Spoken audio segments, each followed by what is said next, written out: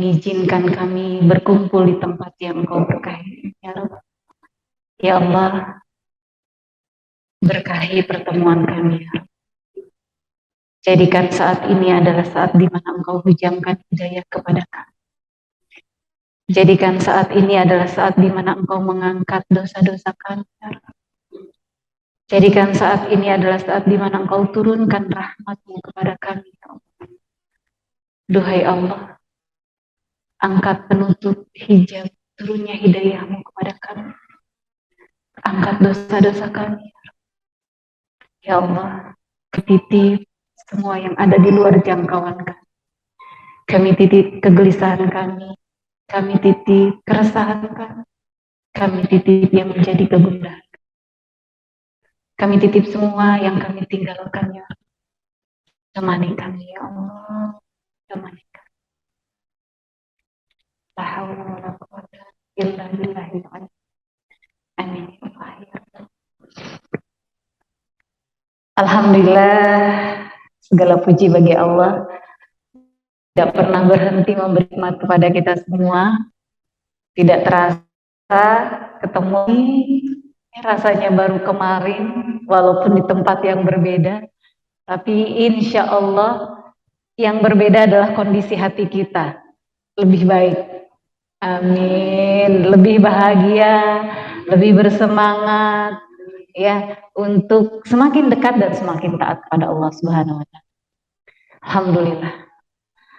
Salawat dan salam terus kita sanjungkan kepada manusia paling mulia, paling cinta kepada umatnya, paling baik akhlaknya, Rasulullah Sallallahu Alaihi Wasallam, dan seluruh keluarganya dan pengikutnya. Insya Allah kita termasuk. Ibu-ibu yang dirahmati Allah Subhanahu Wa Taala, insya Allah hari ini yang akan disaringkan masih tetap dengan atau tentang hati, ya. Insya Allah yang sederhana saja. Kalau dengan saya, ya insya Allah bagian yang lainnya untuk para ahlinya, ya insya Allah. Baik, hari ini yang akan kita bahas adalah perjalanan menuju puncak hati, ya insya Allah. Semoga Allah mudahkan, insya Allah. Ibu-ibu, selalu saya ingatkan, mungkin ya, saya mengingatkan diri saya sambil ngingetin ibu-ibu. Ada dua jalan menuju bahagia, ya? Ada dua jalan. Ada yang masih ingat jalannya apa saja? Nanti ada hadiah dari Bunda Mimi. Ada dua jalan menuju bahagia. Yang pertama, jalan kesenangan.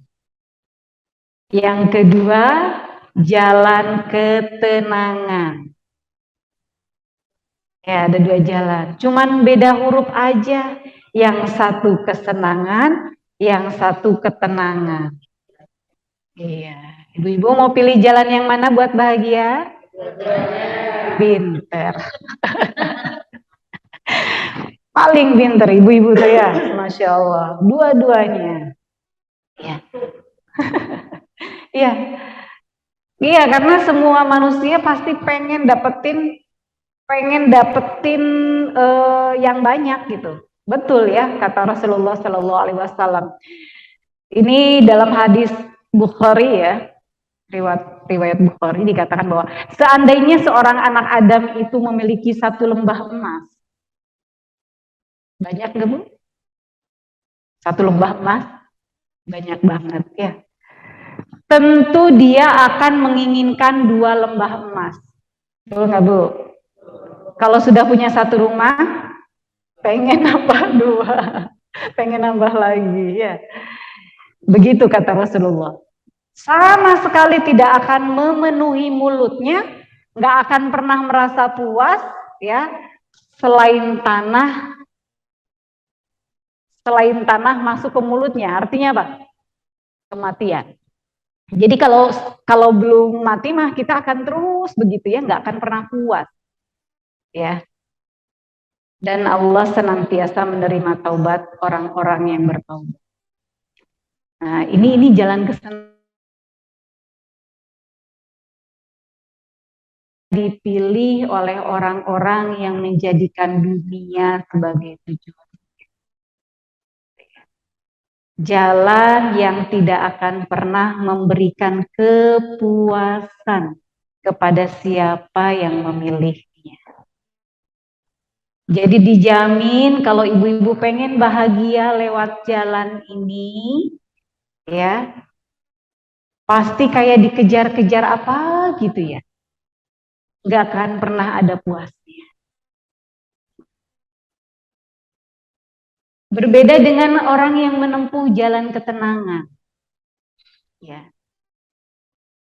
Jalan ketenangan itu seperti apa ya? Jalan yang membuat hati kita ini senantiasa berada dalam kondisi stabil.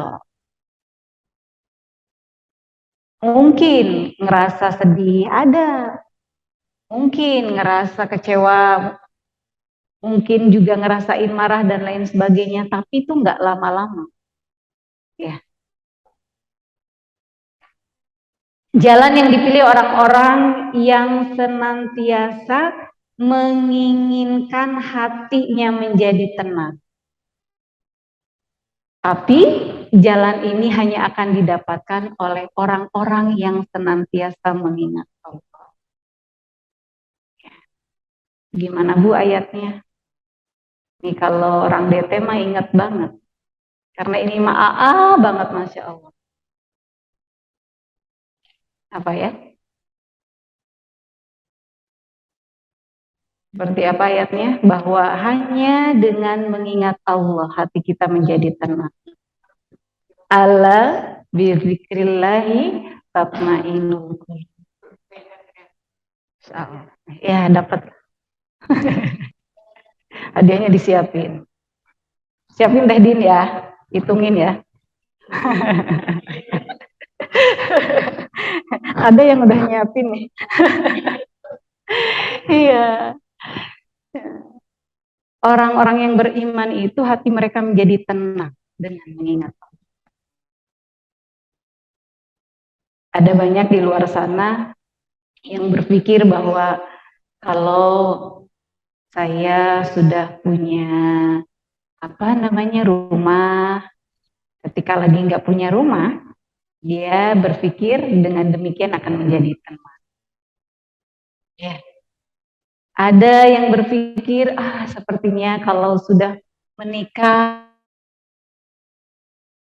justru yang dikhawatirkan adalah Rasulullah SAW. Terlihat kegelisahan Abu Bakar ini oleh Rasulullah. Maka apa yang Rasulullah sampaikan pada Abu Bakar, sahabat Abu Bakar saat itu? Kata Rasulullah, wahai Abu Bakar, bagaimana menurutmu tentang dua orang, sedangkan Allah adalah yang ketiganya? Ibu, nyes banget ya. Jadi seolah-olah Rasulullah mau ngetin sama sahabatnya, tenang, ada Allah bermata, ada Allah bersama kita. Ini kreditnya Rasulullah saat itu ya. Kalau kita kreditnya kita kapan sih Bu? Kondisi terjepit, paling jepit kita apa Bu? Kondisi yang bikin kita gelisah, yang bikin kita datang tuh apa? Punya duit. Ini ya, sementara itu tagihan belum selesai terpenuhi gitu ya. Apalagi sih sekroditnya Kak apa?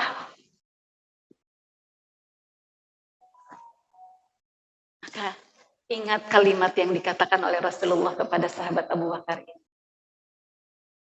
Bagaimana menurutmu tentang dua orang jika Allah adalah yang ketiga? Allah ada, nggak kemana-mana. nemenin kita. Allah siap dengan pertolongannya kepada kita.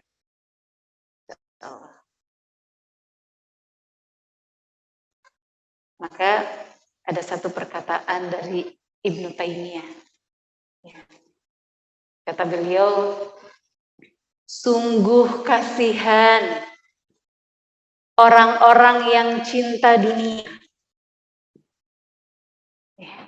Kasihan katanya. Mereka pada akhirnya akan meninggalkan dunia. Padahal mereka belum merasakan nikmatan yang paling besar di dunia ini.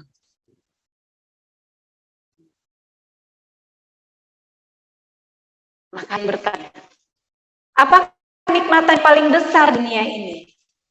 Selama ini dijawab, cinta kepada Allah, merasa tenang ketika mendekati Allah, rindu untuk bertemu dengan Allah, merasa bahagia ketika mengingat Allah, dan mengamalkan ketaatan kepada.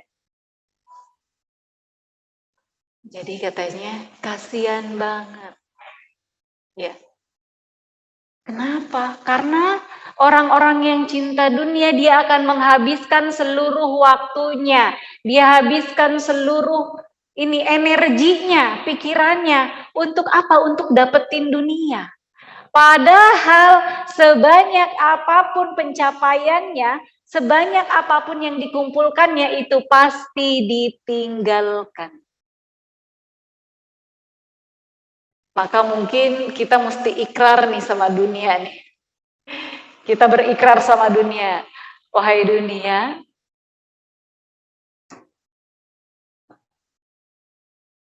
kalau bukan aku yang meninggalkan engkau, maka engkau yang akan meninggalkan aku. Benar? Pasti salah satunya ya. Maka jangan pernah biarkan dunia menghabiskan waktu hidup kita, menghabiskan perhatian kita, apalagi mengisi ruang di hati kita. Capek.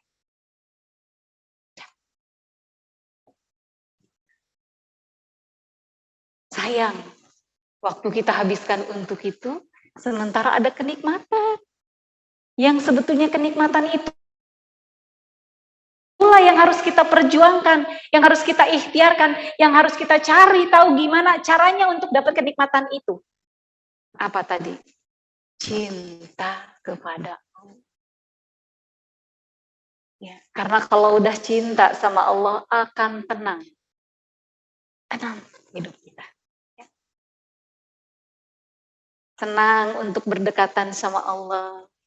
Kangen ketemu sama Allah. Ya. Bahagia ketika ingat sama Allah. Kata teman-teman semua, ibu-ibu yang dirahmati Allah, kebahagiaan, kesuksesan zaman sekarang itu, ya kalau dulu ya, kita pikir kesuksesan itu adalah ketika kita punya ini dan itu dengan bilangannya. Ya.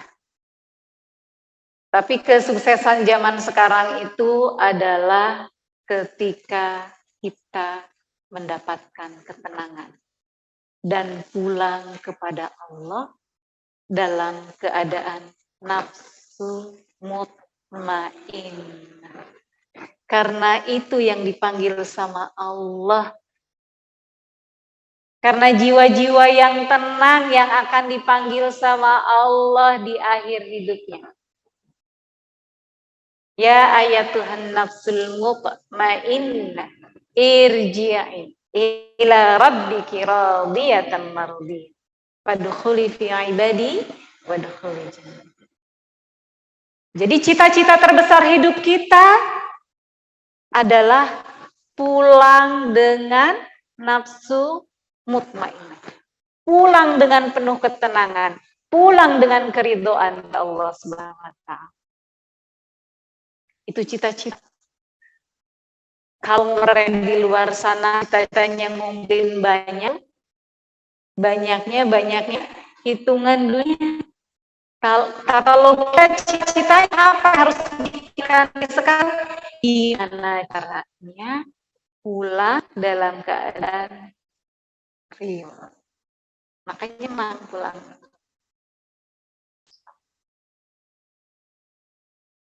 Nah, pertanyaannya adalah gimana sih caranya supaya kita ketemu yang namanya ketenangan gitu ya Bu ya.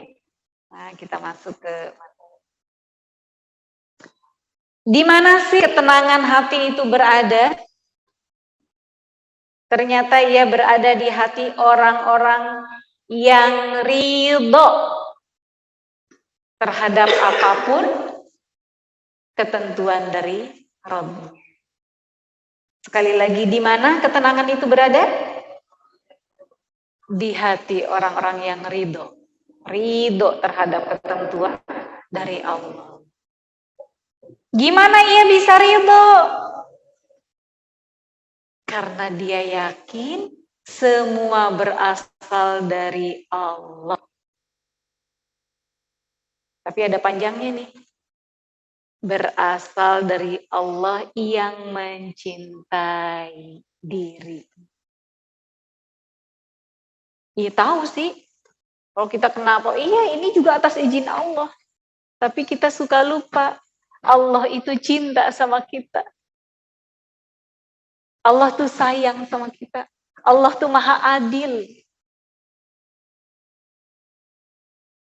Insya Allah ini lebih mudah ridho kalau kita yakin. Semua datang dari Allah yang mencintai kita. Dan tidak ada yang lebih mencintai kita daripada Allah Subhanahu wa taala. Enggak ada. Mau sebesar apapun ngaku-ngaku cinta sama kita, enggak melebihi cintanya Allah kepada kita. Ya. Yang kedua, Allah tuh maha tahu. Enggak pernah salah. Setahu-taunya kita enggak lebih tahu daripada Allah tentang diri kita, tentang yang terbaik untuk kita. Makanya orang akan mudah ridho, Bu. Orang akan mudah ridho kalau yang dicarinya adalah ridho Allah. Benar gak? Dia akan mudah ridho kalau cita-citanya itu pengen dapetin ridho Allah. Kalau nggak dicita-cita itu sulit. Jadi harus saling. Kan kita mah sukanya gitu. Ibu-ibu mau majelis ini mau apa niatnya? Biar dapetin ridhonya Allah. Sepakat semuanya. Tapi kadang-kadang kitanya mah sulit ridho. Kita tuh gampang ridho kalau dikasih nikmat, bener nggak Bu? Jadi bulitnya hari gitu. Namanya cinta itu kan nggak asik ya bertepuk sebelah tangan. Nggak bunyi. Jadi kalau pengen dapetin ridhonya Allah, kita juga harus ridho. Dan ridho dan diridhoi. Gitu ya. Kitanya ridho dan Allahnya ridho kepada kita. Itulah puncak kehambaan. Ya, dan jalan menuju surga. Kan surga itu nggak bisa dibayar pakai amal soleh kita saja. Ya, karena nggak cukup. Surganya terlalu mahal. Terlalu mahal kalau harus dibayar dengan amal soleh kita yang coba kalau dihitung-hitung. Hidup kita berapa tahun? 60 tahun misalnya. Yang dipakai ibadah berapa tahun? Yang ikhlas ibadahnya yang mana? Yang diterima sama Allah yang mana? Pengennya surga.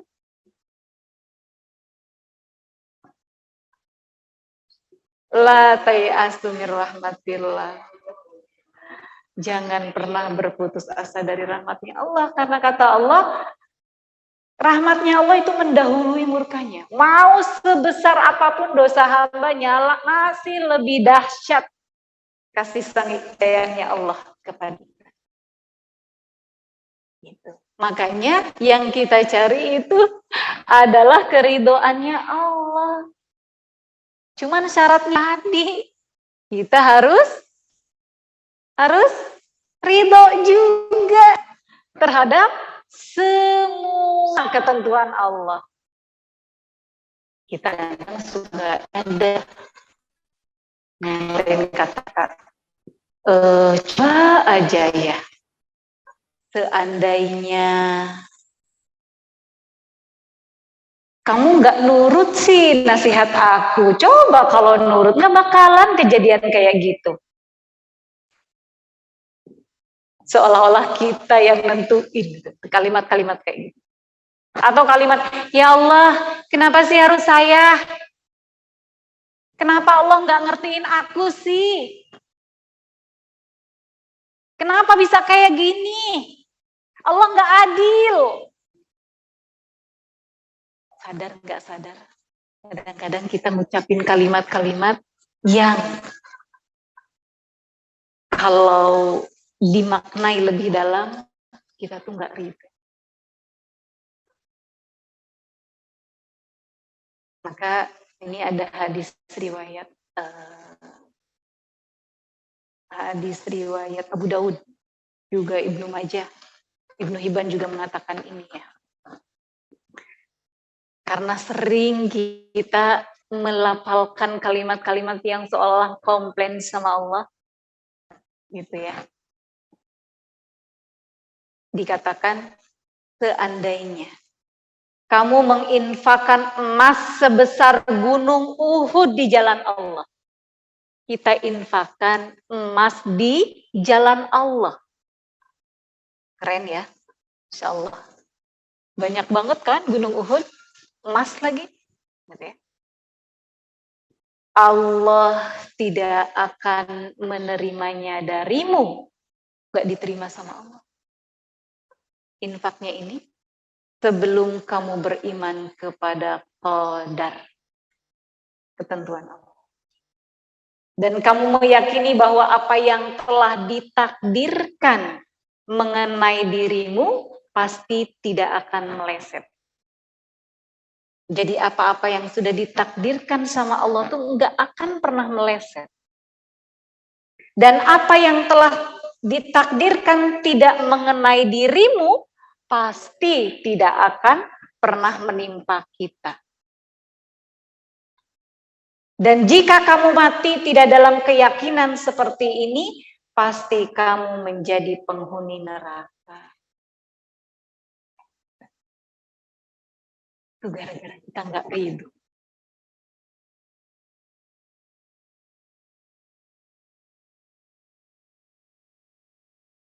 Astagfirullah. Nyadar tuh, ya banyak banget ucapan-ucapan kita tuh yang ternyata itu menunjukkan kita tuh nggak ridho sama Allah. Mari kita belajar, ya, bagaimana ridho itu. Jadi ada prinsip ridho, Bu. Prinsip ridho itu yang pertama, Allah Subhanahu wa Ta'ala itu memutuskan sesuatu dengan ilmunya Allah. Apa, Bu? Ya, Allah memutuskan sesuatu itu dengan ilmunya Allah. Jadi nggak akan pernah salah. Kalau kita bisa nggak, Bu, ya, kira-kira ngitung berapa daun jatuh ke bumi? Jatuhnya ke posisi sebelah mana, ya, debu yang berpindah tuh pindahnya dari mana ke mana, udah debunya aja udah nggak kelihatan sama kita gitu. Tapi ilmunya Allah tuh sampai segitunya gitu. Jadi kalau Allah menentukan takdir, Allah menentukan kehendaknya kepada kita, itu sudah Allah perhitungkan dengan sangat apa ya, nggak akan salah Bu, tepat banget gitu. Ya, kitanya aja yang nggak tahu, kita nggak ngerti, kita nggak paham. Allah paling tahu, bahkan sedetil mungkin. Sangat detil. Kitanya aja nggak paham. Makanya kita komplain.